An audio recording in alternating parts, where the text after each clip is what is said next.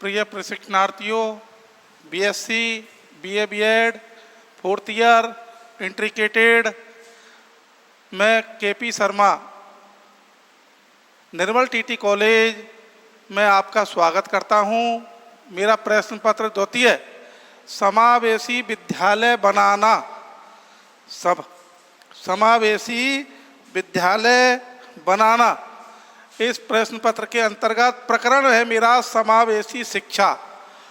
मेरा प्रकरण है समावेशी शिक्षा।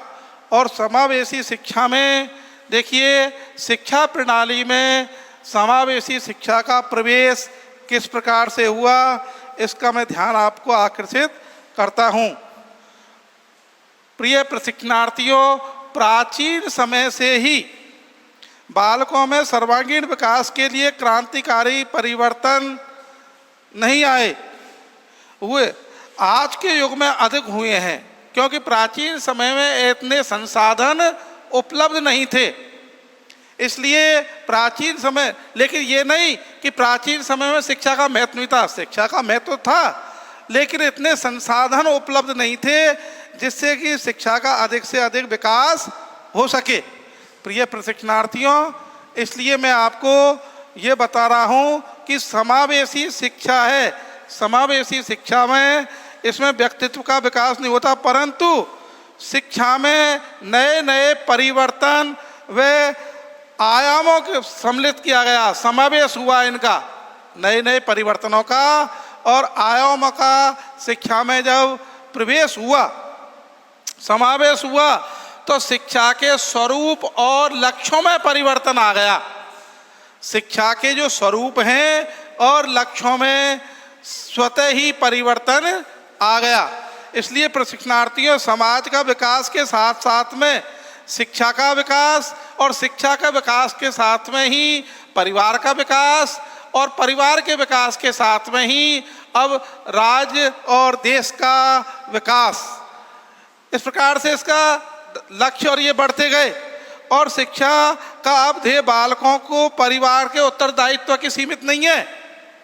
पहले तो क्या था, शिक्षा का जो उत्तरदायित्व था वो केवल परिवार तक ही सीमित था, लेकिन वर्तमान परिस्थितियों में इस समय जो उत्तरदायित्व है शिक्षा का बालकों के प्रति, वो परिवार का है, उसका समाज का है और फिर राष्ट्र का है। इसलिए उत्तरदायित्व का जो दायरा है वो बहुत ही अधिक हो गया है। इसलिए प्रशिक्षणार्थियों, शिक्षा का जो महत्व है वो दिनों दिन बढ़ता हुआ जा रहा है। तो उत्तरदायित्व की परिधि बढ़ करके परिवार से लेकर के अब ये समाज में परिवर्तित हो गई, और समाज से अब ये देश में परिवर्तित हो गई। अब आता है शिक्षा प्रणाली में समावेशी शिक्षा का प्रवेश। मैं प्रशिक्षणार्थियों आपका ध्यान आकर्षित करता हूँ कि देखिए, सर्वप्रथम 1628 में शिक्षा प्रणाली में वैज्ञानिक पद्धति का उद्भव हुआ। सबसे पहले जो प्राचीन समय में 1628 में जो शिक्षा पद्धति थी, ये वैज्ञानिक शिक्षा पद्धति का उद्भव हुआ, परंतु इस प्रणाली का उपयोग सामान्य बालक के लिए उपयोग नहीं था। लेकिन इस प्रणाली का जो उपयोग था वो सामान्य बालक के लिए नहीं था, वो केवल जो होशियार बालक थे, जो टैलेंट बालक थे, उन्हीं के प्रतिभाशाली बालक थे, उन्हीं के लिए ये महत्व था। लेकिन सन 1657 में आर्बिट्स के नामक दूसरी एक पुस्तक का प्रकाशन हुआ। आर्बिट्स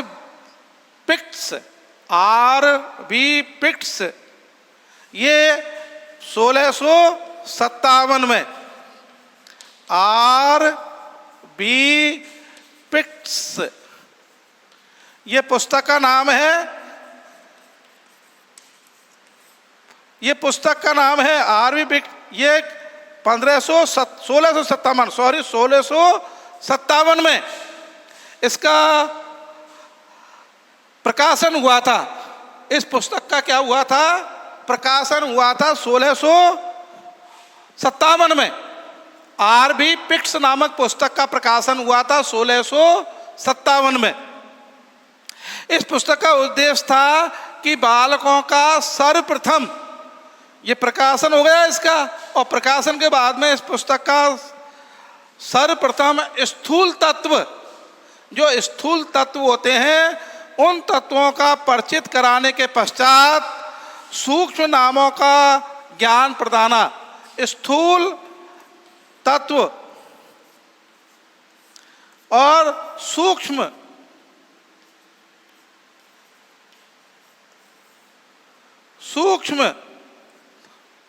इनका ज्ञान कराना था इस पुस्तक का उद्देश्य। इस पुस्तक का उद्देश्य था स्थूल जो तत्व थे उनको परिचित कराना, उसके बाद में सूक्ष्म जो नाम है उनको उनका ज्ञान प्रदान करना, उनका ज्ञान प्रदान करना इस पुस्तक का मुख्य उद्देश्य था। लेकिन ये 18वीं शताब्दी में, कब? 18वीं शताब्दी में, 18वीं शताब्दी में देखिए अध्ययन की दो प्रणालियों की पहल हुई। पहली दार्शनिक शाखा, पहली तो क्या थी? दार्शनिक शाखा। दार्शनिक शाखा पहली तो थी दार्शनिक शाखा। इसका सबसे पहले जो अंतर्गत बालकों को नित्य और प्रति अवलोकन किया गया था, इसमें दार्शनिक शाखा थी।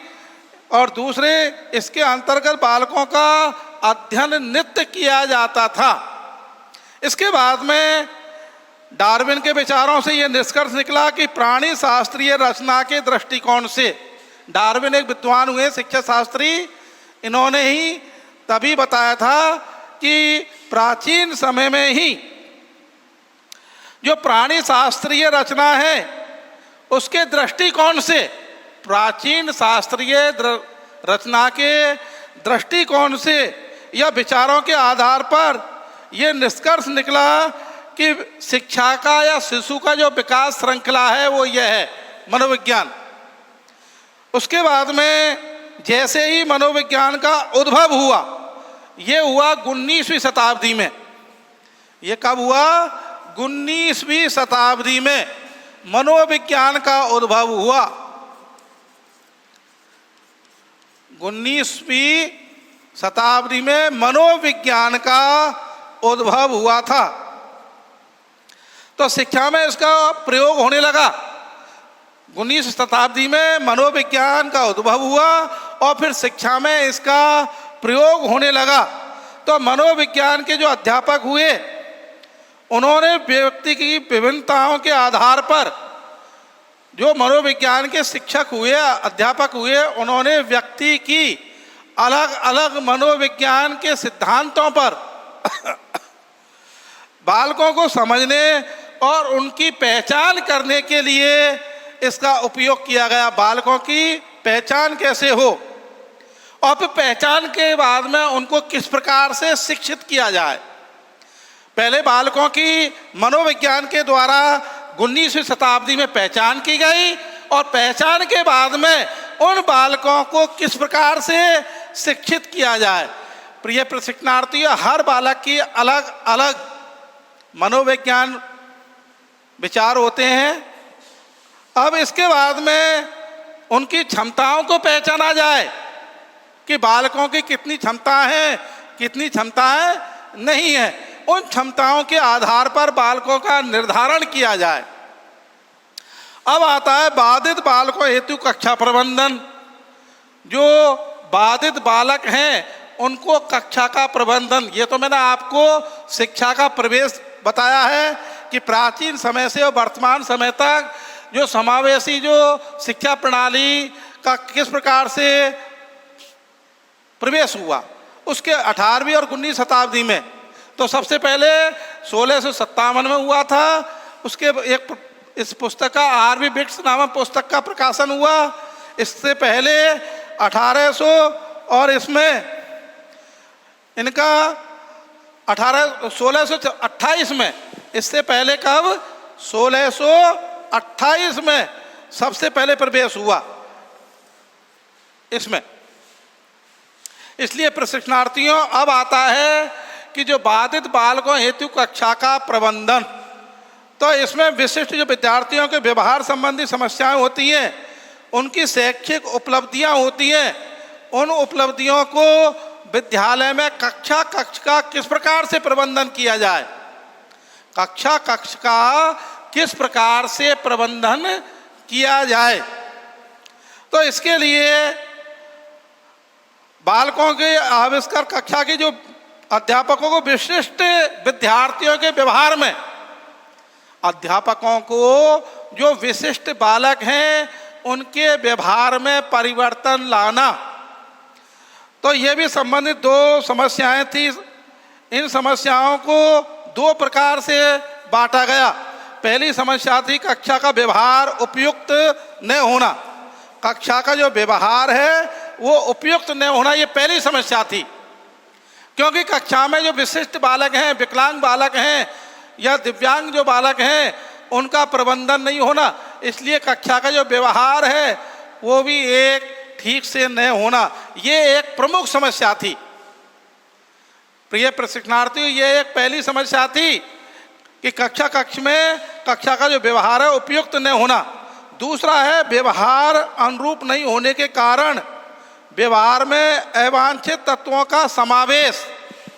जब व्यवहार अगर उपयुक्त नहीं है तो दूसरा कारण ये रहा है विशिष्ट बालकों के लिए कि उनका जब व्यवहार नहीं है तो उस व्यवहार में असामाजिक तत्वों का प्रवेश, अवांछित तत्वों का प्रवेश आ जाता है। इसलिए कक्षा में व्यवहार संबंधी समस्याओं को पहले समझा जाए और समझने के बाद में उन विशिष्ट बालकों के ऊपर अध्ययन किया जाए और अध्ययन करने के बाद में उनकी समस्याओं का समाधान किया जाए।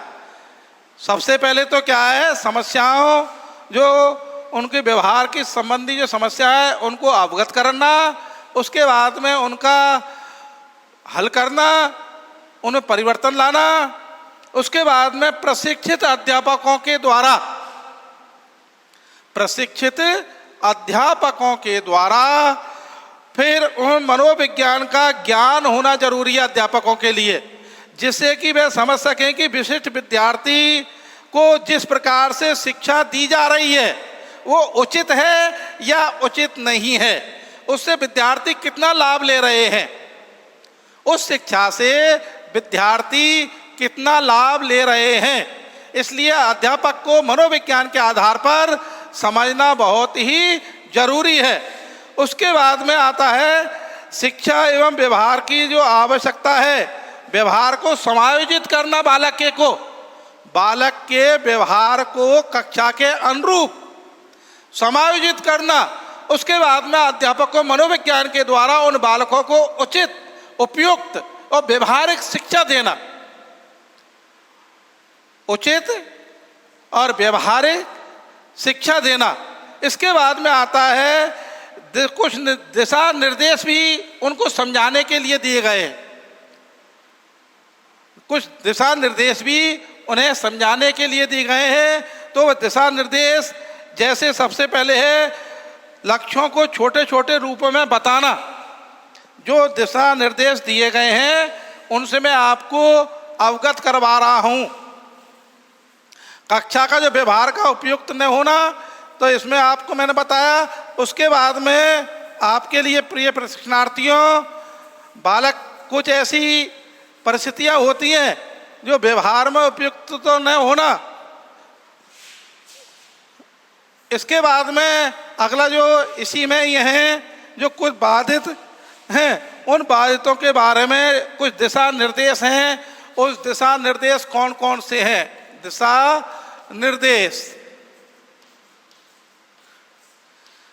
जैसे पहला जो दिशा निर्देश है वो है लक्ष्यों को छोटे छोटे रूपों में बांटना। लक्ष्यों को छोटे छोटे रूपों में बांटना, ये पहला दिशा निर्देश है। ये पहला कि जो बालक के लक्ष्य हैं उन लक्ष्यों को छोटे छोटे रूपों में बांट करके उनका समाधान करना। एक साथ उनके लक्ष्यों की पूर्ति नहीं की जा सकती। बालक की जो लक्ष्य हैं वो उनको छोटे छोटे रूपों में बांट करके उनको हल किया जा सकता है। उसके बाद में नंबर 2 आता है, इसी में ही, हाँ जी, नंबर 2 आता है इसमें, लक्ष्यों के आधार पर। नंबर 2 है इसमें, लक्ष्यों के आधार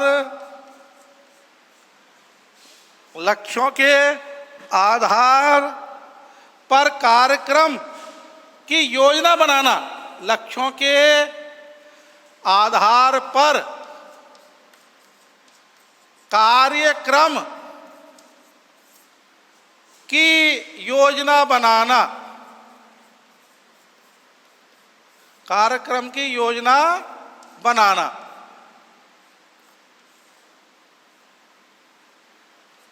देखिए, ये दिशा निर्देश हैं। इसमें लक्ष्यों को छोटे छोटे रूपों में बांटना।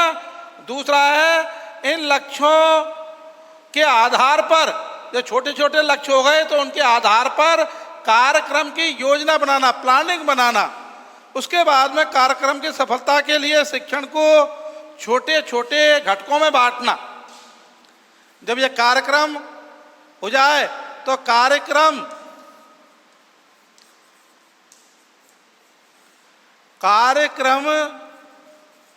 की योजना को,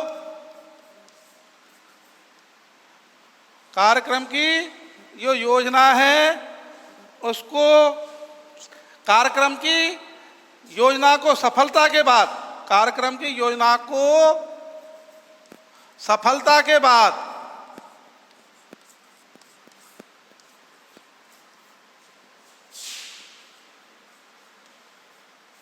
शिक्षण के छोटे छोटे रूप, शिक्षण के छोटे छोटे रूपों में बांटना, रूपों में बांटना। देखिए, जैसे लक्ष्यों के आधार पर कार्यक्रम की योजना बनाई और योजना जब सफल हुई, जब कार्यक्रम की योजनाएं सफल हो गई, उस सफलता के बाद में शिक्षण के जो छोटे छोटे रूप हैं उनके आधार पर कार्य को बांटना और बांट करके उनका शिक्षण कराना, विभाजित करना। इसके बाद में नंबर 4 आता है। नंबर 4 और है जिसको मैं यहां बता रहा हूं। विद्यार्थियों को उनकी उन्नति, विद्यार्थियों को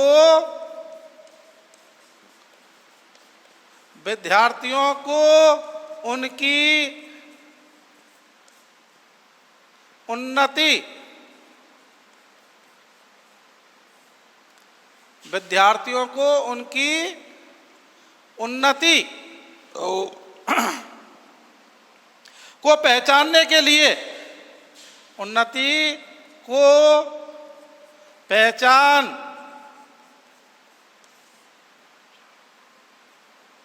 पहचानने के लिए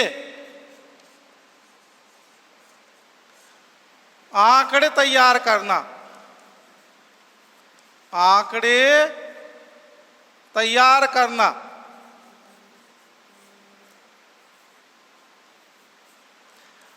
ये चौथा है। विद्यार्थियों को उनकी उन्नति को पहचाने। पहले विद्यार्थियों में कितनी प्रोग्रेस हो रही है, कितनी उन्नति हो रही है, उस उन्नति को पहले विद्यार्थियों को उन्नति को पहचाने और पहचानने के लिए एक आंकड़े तैयार किया जाए, एक सारणी तैयार की जाए, जिससे कि बालकों की कितनी उन्नति हुई है और कितनी उन्नति नहीं हुई है, इसका विशेष ध्यान रखा जाए। ये 4 जो मैंने आपको दिशा निर्देश बताए हैं, दूसरे शब्दों में हम कह सकते हैं कार्यों का विभाजन सरलता से, कार्यों का जो विभाजन है वो सरलता से किया जाए, कार्यों का जो विभाजन है वो सरलता से किया जाए। उसके बाद में उन्हें कुछ सूचनाएं एकत्रित की जाए, और सूचना एकत्रित करने के कौन कौन से, जैसे आंकड़े बनाना, तो आंकड़े के अंतर्गत कौन कौन से आते हैं, मैं इस ओर आपका ध्यान पुनः आकर्षित करता हूं। ये दिशा निर्देश हुए 4। उसके बाद में छोटे छोटे जो तैयार करना कार्यक्रम और आंकड़े तैयार करना, उन आंकड़ों के स्वरूप के लिए मैं आपको पुनः कुछ और बतला रहा हूं, जो आप ध्यानपूर्वक समझें और सुने। प्रिय प्रशिक्षणार्थियों, जो कुछ सूचनाएं एकत्रित कर सकता है वो सूचनाएं एकत्रित कैसे कर सकता है, अर्थात सूचनाएं एकत्रित करना, सूचनाएं एकत्रित करना। तो इसके लिए कौन कौन से सूचनाएं कक्षा में विद्यार्थियों के द्वारा या विद्यार्थियों के शिक्षक के द्वारा कौन कौन सी सूचनाएं एकत्रित कर सकता है। तो सूचनाएं एकत्रित करना, सूचनाएं कक्षा में सूचनाएं एकत्रित करना। अब सूचनाएं एकत्रित किस प्रकार से कर सकते हैं, तो वो मैं आपको समझा रहा हूं। नंबर 1, देखिए सूचनाएं या एकत्रित कैसे कर सकते हैं। एकत्रित करना, तो इसके लिए पहला आता है व्यवहार को प्रत्यक्ष रूप से देखें। नंबर 1 क्या है, जो बालक का व्यवहार है, बालक का जो व्यवहार है, व्यवहार को प्रत्यक्ष, सुनी हुई नहीं, प्रत्यक्ष रूप से कक्षा में देखें। ये पहला सूचना है। ये नंबर 1 कि बालक का कैसा व्यवहार है, कक्ष में बालक का कैसा व्यवहार है, उस व्यवहार को पहले देखें, उसके बारे में चिंतन करें, उसको फिर उसके बाद में व्यवहार को प्रत्यक्ष रूप से देख करके फिर आगे निर्णय लें कि आगे अपन को कक्षा में किस प्रकार से उस बालक के लिए शिक्षित करना है। तो ये नंबर 1 आया। इसके बाद में है समस्त विद्यार्थियों के लिए व्यवहार संबंधी आशाओं का ज्ञान कराना। नंबर 2 है, इसमें समस्त विद्यार्थियों के लिए व्यवहार संबंधी आशाओं, कक्षा में जितने भी समस्त विद्यार्थी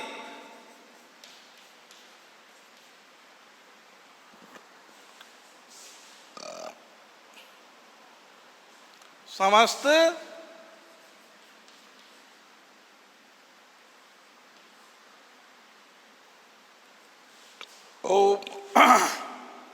समस्त विद्यार्थियों के लिए व्यवहार संबंधी, समस्त विद्यार्थियों के लिए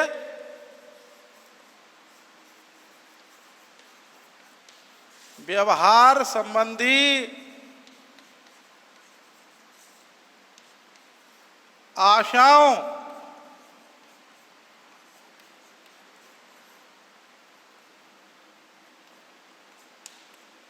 इनकी सूचना एकत्रित करना। ये भी आशाओं की सूचनाएं एकत्रित करना। प्रिय प्रशिक्षणार्थियों, पुनः मैं आपको समझा रहा हूं, जो समस्त कक्ष में जो विद्यार्थी हैं, चाहे वो 30 हैं, 20 हैं, 40 हैं, कितने भी जो विद्यार्थी हैं, समस्त जो विद्यार्थी हैं, उनके लिए व्यवहार संबंधी आशाओं की सूचना एकत्रित करना कि किस विद्यार्थी का कैसा व्यवहार है और उस व्यवहार के आधार पर बालक से क्या आशाएं की जा सकती हैं कि ये बालक कितने दिनों में सीखेगा, कितने दिनों में नहीं सीखेगा, इसके व्यवहार में किस प्रकार से परिवर्तन आता है एक शिक्षा के माध्यम से। बालक के व्यवहार में शिक्षा के माध्यम से किस प्रकार से परिवर्तन आता है, उन परिवर्तनों को आशाओं के रूप में उनकी सूचनाएं एकत्रित करना, ये भी एक है। कि समस्त जो कक्षा के विद्यार्थी हैं, चाहे वो विद्यार्थी 20 हो, 30 हो, कितने भी हों, लेकिन उनके व्यवहार के लिए व्यवहार संबंधी आशाओं को एकीकृत करना। इसके बाद में नंबर 3, इस बात का पता लगाना, इस बात का पता लगाना कि विद्यार्थी लक्ष्य के अनुरूप पुनर्बलन प्राप्त कर रहे हैं या नहीं। इस बात का पता लगाना कि विद्यार्थी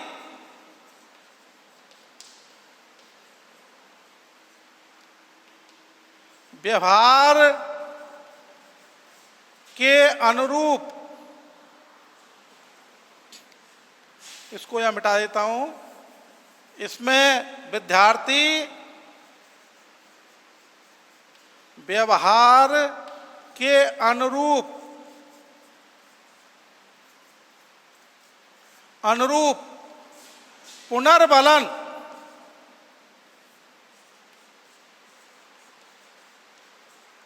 पुनर्बलन प्राप्त कर रहे हैं या नहीं। देखिए, ये नंबर 4 है, इस बात का पता लगाना कि विद्यार्थी व्यवहार के अनुरूप पुनर्बलन प्राप्त कर रहे हैं या नहीं। तो आप पहले तो पुनर्बलन के बारे में बता देता हूं आपको कि पुनर्बलन उसे कहते हैं जो शिक्षा प्राप्त करते समय या शिक्षण करते समय जो अच्छा और सुंदर और व्यवहारिक जो कार्य करता है, तो शिक्षक के द्वारा एक मौखिक रूप से उनको छात्र को प्रदान किया जाता है। बात का पता लगाना कि विद्यार्थी व्यवहार के अनुरूप पुनर्बलन प्राप्त कर रहे हैं कि नहीं। जैसे अच्छा कार्य किया है, अच्छा व्यवहार है, तो अध्यापक के द्वारा उसको शाबाशी दी जाती है, थैंक्स, वेरी गुड, धन्यवाद। ये पुनर्बलन है। ये क्या है? पुनर्बलन है, जो एक शिक्षक के द्वारा छात्र को प्रदान किया जाता है। पुनर्बलन एक शिक्षक के द्वारा कक्ष में छात्र को प्रदान किया जाता है, वो पुनर्बलन है। अब पुनर्बलन भी सकारात्मक और नकारात्मक।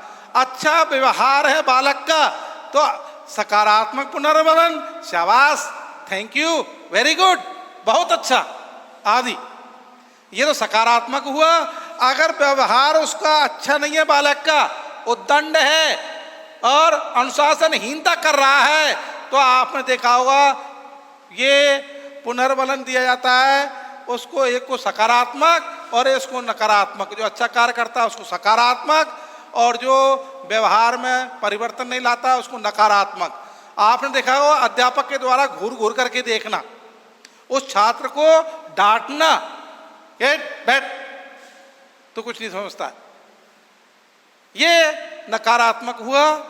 तो ये कक्षा में उस बालक के व्यवहार के ऊपर डिपेंड करता है कि उस बालक का व्यवहार कैसा है। तो इस बात का पता लगाना कि विद्यार्थी के व्यवहार के अनुरूप पुनर्बलन प्राप्त हो रहा है या नहीं। और ये पुनर्बलन कक्ष में छात्रों के लिए अध्यापक के द्वारा दिया जाता है।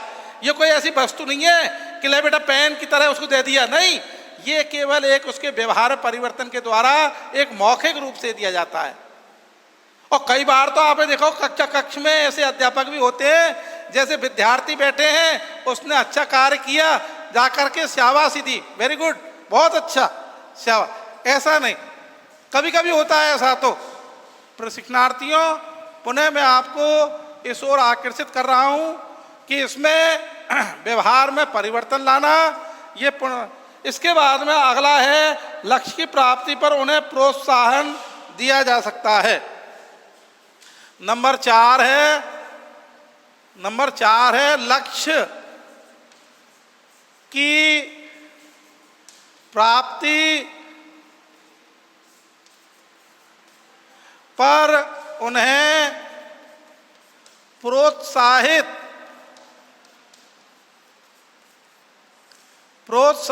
किया जा सकता है।